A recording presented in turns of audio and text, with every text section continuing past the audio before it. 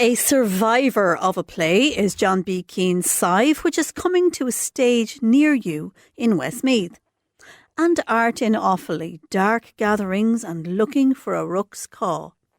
And a debut writer's children's book for families that look different. You're listening to Encore on Midlands 103. It's Claire O'Brien here with your arts show, with the best of what's happening in the arts in Laois, Offaly and Westmeath. And it wouldn't be right to open the arts show tonight without a mention of the incredible Jessie Buckley. She is an utterly dazzling presence, isn't she? And she has made us all so proud with her Oscar win. We're a bit from the Oscars in the Midlands 103 Towers tonight, but who knows if one of the cast of Kiltoom drama group's Sive might one day make it to the big awards. Ollie Hegarty is directing and he will be joining us later to chat about it. Caoimhe Glennon is an artist whose exhibition, with a fabulous title, Looking for a Rook's Caw, launches at Burr Theatre and Arts Centre this weekend, and she'll be chatting to me about nature, art and the body. And Aisling de Barra was inspired to write her own children's book for her daughter when she realised that the ones in the bookshops did not reflect her own family. And writing is not the hardest part of the writing, she tells me, but more on that a bit later on. And don't forget that encore@midlands103.com is the email address. I'm always delighted and indeed excited to hear from you. We will start, as we always do, with brand new Irish music, and we'll kick off with something that Joe might even pinch for country roads. We wouldn't blame him. It's Joe Philpott and Liam Ogue Fitzgerald. All Roads Lead to You is the name of the song, and Liam does the vocals and Joe wrote the song. He has an absolutely terrific life story in the memoir that has the same name, All Roads Lead to You. This is a super tune. And we will follow it, not with music from Cork, but from the other end of the country, and a Donegal-based singer-songwriter, and that is Rosie Carney with her song Down. You're listening to Encore on Midlands 103. Midlands 103. Later on this evening on Encore, I'll be chatting to two emerging and you're welcome back to the programme.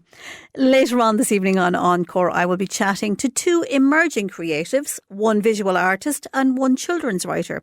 But we'll begin with a chat with one of the Midlands' most experienced theatre directors. 3 cheers for the amateur drama groups around the country, and indeed to Kiltoom Drama Group, whose production of Sive is taking place in Kiltoom this weekend.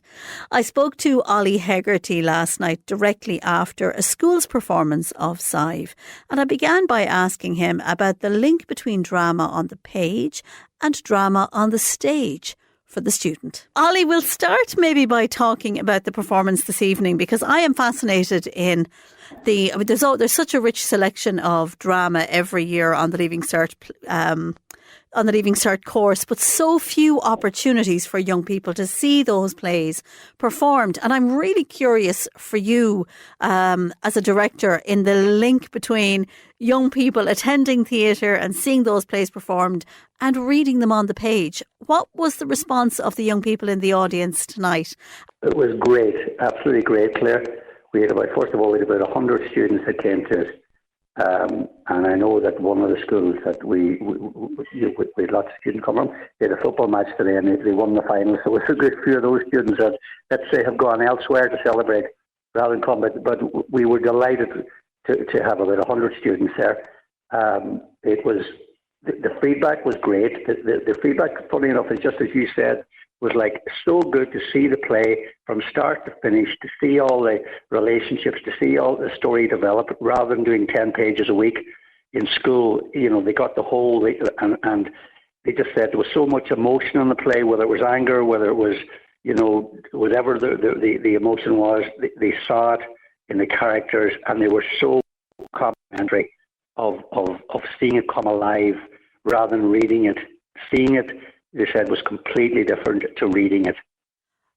You know, you were getting it through all your senses. That's what they said. You were hearing it, you were looking at it, you were feeling it. Whereas when you read it, it's just that much harder to get all those emotions in one, Claire. Because you're that bit more distanced from it, aren't you? When you're just reading it, you obviously, when the writing is good. But when those characters are brought to life and they're suffering, and the interactions between people and the difficult lives, particularly in Sive, that the characters have, and the choices people have to make, and the hopelessness they experience, you can't get that on the page in the same way that it viscerally affects you when you watch it in theatre. Yeah, and it's a big thing you see tonight. Like one of the students said to me, leaving, just said, Mike, when we're reading him in school, Mike being Sive's dad, or her uncle, who's supposed to be minding her, surrogate father.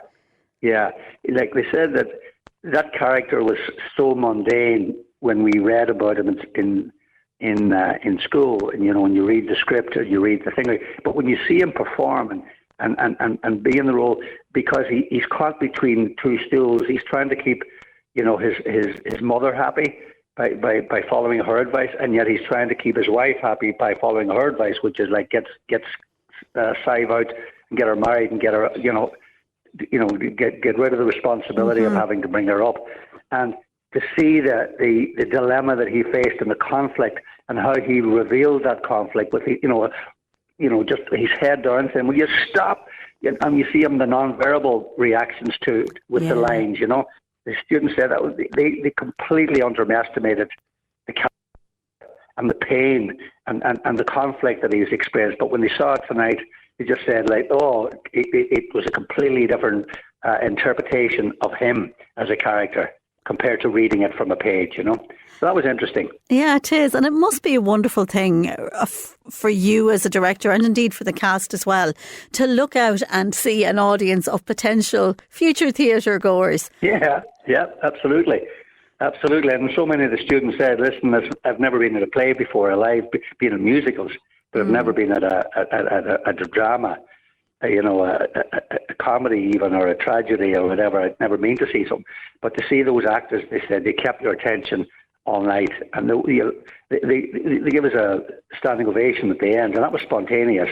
Oh, they were all at the front, and they loved it, and they were roaring and cheering when the cast came back for their round of applause. They were very, very vocal. So that was all spontaneous, and it was great. No, it was a lovely, lovely thing to do. I wrote to 10 schools about 3 weeks ago, and I said, listen, we're doing this. I know it's on the Leaving Cert. We'll charge a concessionary fee of €5. We're going to donate the money to charity. If your students are interested, contact me. And within a few days, I had 5 or 6 schools come back to me saying, fantastic, great. We'd love our students to come. We'll have 20, we'll have 10, we'll have 15, whatever. And they all came. So, that's thrilling. Delighted. It's thrilling. The teachers were so complimentary when they were saying thanks, and thanks for charging them, so little, because that encouraged them to come as well. Yeah, because theatre is expensive. We were at the Crucible. I was there with my own Leaving Certs recently. In the Gaiety, and it is, for young people. And to be fair, they weren't the most expensive tickets. They were €35, and it was professional production, and it isn't the Gaiety, and there's all of those things that go along with it. But when you're talking to a 17-year-old and they're thinking all the things I could do with 35 or 38 euros plus the price of the train, it's absolutely, to have the opportunity to see live performance for a £5 is a great gift to the community, Ollie. Yeah, and there's some teachers came along tonight, and some parents, and parents would say, "I'll wait out in the car." I said, "No, come on, sit in, see the play." And they said, "Well, do you do Revel?" I said, "No, we won't charge you. Come on in. Don't be standing outside." And and they said that when they were leaving, they were delighted to see it, and they sat down the back or whatever. But no, it was a lovely thing to do. Just an idea. We said we were going to have a dress rehearsal tonight anyway, Claire. So this was in lieu of the dress rehearsal. So it's a win-win. We got what we wanted out of it. We open tomorrow night officially. Tonight has moved the cast on. Oh yeah, they'll be, as they say, they'll be buzzing. They'll be buzzing for the 19th. Absolutely. Yeah, no, great. It was a win-win for everybody, Yeah, it is one of those plays. It is an old chestnut in terms of the Leaving Cert, but it is one that just fills theatres all the time. I was talking to Pádraig O'Toole from Mount Drama Festival recently, and he was saying how, those plays that people are familiar with, those stories that have somehow become part of our DNA as Irish people, whether it's Da or it's Sive, we can't pass them. No. And they don't still date. filling houses, Yeah. Still, you think of play, like we did Dancing at Lunasa there, a couple of, 2 months ago, just before Christmas, and people said, people don't want to see 1950s. Our team wants to see that. Well, it was packed, and, good storytelling will always draw people in, and tonight, if tonight is a reflection of how our audiences will be over the next couple of nights. We'll get great audience as well, and good stories well told, and we have a couple of people here. Sean O'Leach, I don't know if you know Sean. Sean O'Leach is in this play, and his wife Phil O'Leach is in the play. We're so really lucky to have the two of them still willing to invest the time, over the course of the last 8 weeks to get ready for this. But such a real treat for the two of them to be in a play. And the play is set obviously in Kerry. Sean is from Kerry, and his interpretation of Thomas Sheen, Sean Rua, the cunning matchmaker. Like, I don't care where you see his play, Sean O'Leach's interpretation of the matchmaker is as good as Thomas or anybody else. It's in his bones. Being from Kerry, he just carries it so well, Yeah. And. So, it's and this is our third attempt, Claire, to do the play. Your third attempt? Tell us why. Yeah. We were 1 week away from being on stage in COVID, if you remember COVID. I do. Back all those years ago. Yeah, that struck literally 7 days before we were on stage. And then we were, about 4 years ago, we said we'd do it again. We were 2 weeks into rehearsal, and then one of the cast had to withdraw from it, so we decided, listen, we'll leave it, and we'll do it another time. If we'd been further down the road with it, we would have kept going, but we were a couple of weeks in, and so we said, listen, we'll leave it because I wanted a cast member, and so this is a third time attempt. lucky. Yeah. And Sean O'Leach, from night one, and that's 8 weeks ago, did not have a script in his hand once in 8 weeks. That's commitment. He knew his lines from 6 years ago, whatever it was. Oh, yeah. He still retained the lines, so that in itself is unreal. It's extraordinary. So yeah, lovely. It's lovely, and it's we got great response tonight, and we'll get bigger crowds, and we'll see how it goes in the next couple of nights. Yeah. Yeah, there is finally, I suppose, Ollie, in a play that many people will have seen and are keen to see again. There's always this exciting thing about being able to say, oh, well, this was a little bit different, or I liked how they did this, or this was different to the last time. There's that great critical faculty that people have when they see different interpretations or different versions of a play that they're familiar with. Were you conscious of that when you were directing it? Yeah. But my view is that you never see the same play twice. You might have seen that play 2 or 3 times, but if the production draws you in the first 10 or 15 minutes, you forget. And good storytelling, well told, is that's gone. And the minute you walk across the threshold and you get into the story and it draws you in. The last thing in your mind is, oh, I saw this play before, I know what's going to happen. That doesn't matter anymore, because the characterization is what keeps you there and keeps you interested and keeps you engaged, And, the Sive's stepmother tonight, Mina, well, I can tell you, anybody that had any reservations about, oh, what'll this play be like, this old play from 1950s, they were, within a minute of her being on stage, they would have been absolutely hooked, because she started a tornado, in character, and it's you forget I saw this play before, because you're in the moment. Yeah, that's and that's what good theatre does. You forget. You're just you're paying attention to what's in front of you, that you don't have time to be thinking, what else am I going to do, shopping or whatever else. That's gone. So the next couple of nights tonight was a real boost to students. Just the energy in the theatre with 100 students in it, and how positive they get up on their feet and applaud at the cast. And sure, that's like an injection. And there are no greater critics than young people. If they're standing up and moved to a standing ovation, it must be good. Kiltoom Drama's production of Sive begins tonight at Ballybay Community Hall in Kiltoom, and it continues until Sunday with curtain up at 8 o'clock. We'll take a quick break, and when we come back, it will be to chat to Caoimhe Glennon, artist, about her upcoming exhibition at Burr Theatre. You're listening to Encore on Midlands 103. Do stay with us. Midlands 103. You're very welcome back to Encore on Midlands 103, and indeed Encore at midlands103.com is the email if you would like to get in touch with me. This Saturday, a new exhibition is launching at Burr Theatre and Arts Centre, and it features the work of Caoimhe Glennon, who is an emerging Roscommon artist. It is called Looking for a Rook's Caw, and it links the external world of nature with Caoimhe's own physical body. When I was talking to her recently, I asked her to begin by telling me about her own creative journey. I've always had an interest in art ever since I was very young. And so I kind of knew from an early age I wanted to study art, go to art college.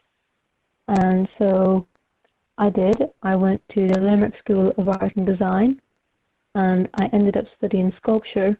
And sculpture is a very, very diverse discipline in that I was able to do photography and painting and, just a wide array of what I could do. So I just kind of fell in love with it. And, it has greatly informed how I now go about art and doing exhibitions. Your work is very much influenced by the natural world around you and the physical world within you. We start with the natural world, and tell me about your interest in rookeries. Yeah, so I've always had this kind of infatuation with birds and just kind of the natural world in general. And so I've been, in terms of birds, I've been more drawn towards corvids. That's kind of, your rooks and your crows and that kind of family. And so, yeah, there's a wonderful connections that can be found between, like that, the inner and outer worlds that, that I find myself in. Yeah, and supremely intelligent birds by all accounts. Oh, 100%. They're just amazing to just watch, and how they just, fly about and, rummage around in the dirt, just looking for things. They're just wonderful creatures to watch. And like that, to bring back the rookeries, they make such beautiful patterns, which is, what my whole exhibition looks at, is the patterns that they form. And I've even looked at how their nests are made and constructed, and they're just wonderfully engineered. And I just, I really am fascinated by these birds. And I suppose your experience has been, the more that you've looked at those and the more you've engaged with them in the outside world, the more you've been able to make links and connections with your own physical experience, because there's an element of this exhibition that's very personal for you.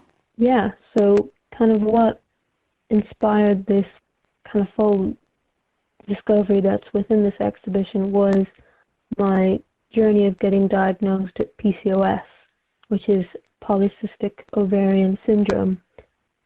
And it's something that, many women deal with, but it's a slightly kind of unheard of condition. So when I was growing up, there's always been symptoms that I've been dealing with and never had an answer for. And so around the time I was finally seeking answers for it was just around the time of year when the rookeries are at their most visible. And so one of the things you need to get diagnosed with PCOS is a scan. is an ultrasound scan, and the way that, the polycystic ovaries appear is this string of pearls. It's dark circles that form kind of together, and how these rookeries form was the exact same. So, like that, these birds I've always had an infatuation with. When I found that the structures that they were creating mimicked what was happening inside my body, just had such a deep resonance with me. I just felt so connected with them that I just had to express it, not only as to bring awareness to these creatures and how wonderful they are, but as a way to process what I was dealing with, and also to bring awareness of what not only I but so many other women deal with also. And the exhibition features photography, drawings, writings, a variety of different media and different experiences for the audience. When you were creating those works, were you conscious of the rookeries and conscious of the PCOS? Or was it something when you were finished some of the work, you were able to stand back and say, actually, when I look at all that now, this is what I'm seeing? No, the work, the photography, the writing, all that was very much inspired by this discovery that I found, this complete feeling of connection. And so I wanted to show that connection to other people, and, for them to kind of experience that same moment of revelation that, was so powerful to me, and to, express and, visually, through language and all those wonderful ways that art can take shape. So what are you hoping, Caoimhe, that a visitor to this exhibition in Bar Theatre will experience when they go along?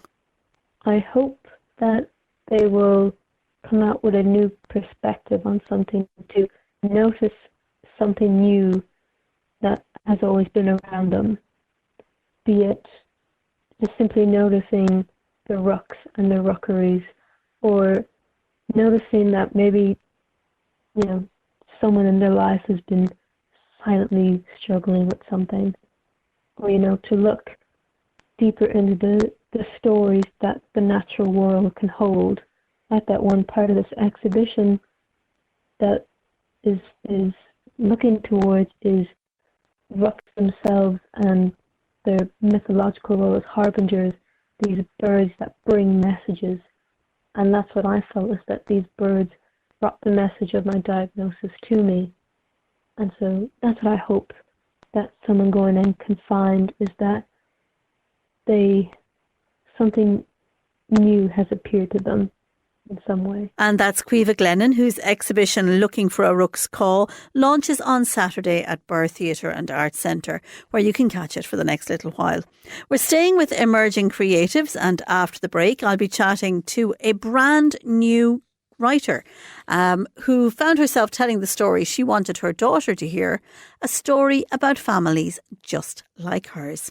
Stay with us. You're listening to Encore on Midlands 103. Midlands 103. You're welcome back to Encore this evening on Midlands 103, and I am always fascinated by what makes people create. And so when I was talking to Aisling de Barra recently from Cork, the first questions I asked her were what made her decide that this book needed to be written and why she needed to write it.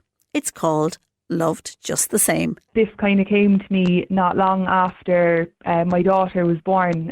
She's nearly 2 now, but I always knew that, like, when I had a child, I definitely wanted to incorporate reading into their lives from a very young age, and I was just finding like an awful lot of the books just didn't represent the family, my daughter's family, who, like, she has 2 moms, and I just felt like that representation wasn't there in a kind of, in the way that it is there for the more, I suppose, nuclear or traditional families.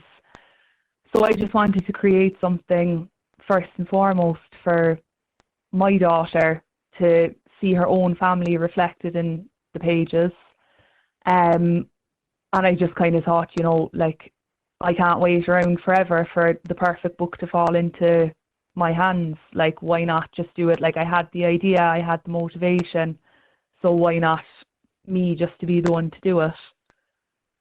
And I suppose when you say, when you're thinking about your daughter and you're thinking about mums and dads not having those stories to tell, I'm sure there are conversations that you're having with other mums and dads who are finding that their experiences are not represented and their children's experiences are not represented, and that there is a gap there.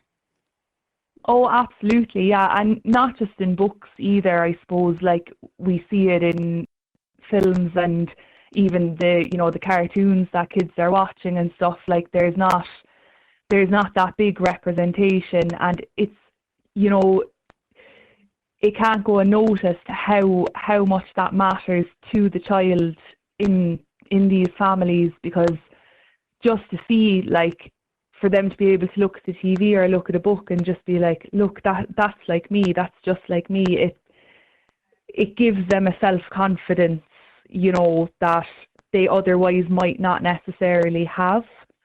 And it's so important, like, for confidence and for self-worth to just, really deepen that inside the children. Tell me about the artist and the illustrations, because they're really lovely. Yeah, so it was illustrated by a friend of mine. His name is Rick Tyler. So he was brilliant to work with, because I created the story and the words, and I had a really strong idea of how I wanted the illustrations to look, but I wouldn't just have that drawing skill, I suppose. So I brought my ideas to him. I just said, look, this is what I want, this is what I envision. And his first draft that he sent over to me was exactly what I wanted. We didn't even have to go, make changes or anything like that. He just produced exactly what I needed and exactly what I wanted for it all to come together. And, from your own perspective as being, this is your debut book, and it's independently published. What's that been like for you as an emerging writer? What I'll say about that is, like, when you self-publish a book, the writing is actually the easiest part of the whole process, because self-publishing means that you're not just an author, you're an editor, you're a marketer, you're a social media manager, you're everything. So getting the book print ready, I suppose, and over the line, it is difficult, especially like with the formatting and stuff, things that maybe I hadn't thought about too much. Yeah. But it was all this, like, the aftermath of it, like trying to get it into people's hands and trying to get people to recognise it and things like that. That was also difficult. So you're kind of everything thrown into one. And as I said, the writing was the easiest part in this case. But look, when it all comes together, it's like the feeling of relief and pride that you get is second to none. So that there's a lot of trial and error, I suppose, in that when it's your first time to do this. Were you part of a self-publishing community, or were you really doing this entirely on your own and making your own mistakes?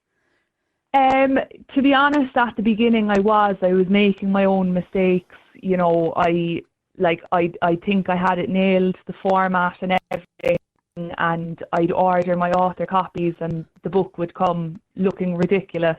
Oh. Like I got something else wrong in it, and that kind of went on for a couple of months. And I suppose it was after that I was happy with it and I was happy with the author copy. I did get involved in some really lovely communities online, I suppose that's where the good side of social media does come out. Yeah. Because they're very supportive communities that just understand the process that you're going through. Yeah. So it's kind of, I learned as I went on, really, about the whole thing from start to finish. Like, there was so much learning. And is this going to be the first of many books, or have you said this is a one and done moment? No.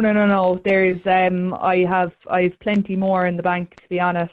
That I am just itching to release, but I wanted to give this first one, Love Just the Same, a really good run. I wanted to give it like my entire attention in terms of like marketing it and getting it out there.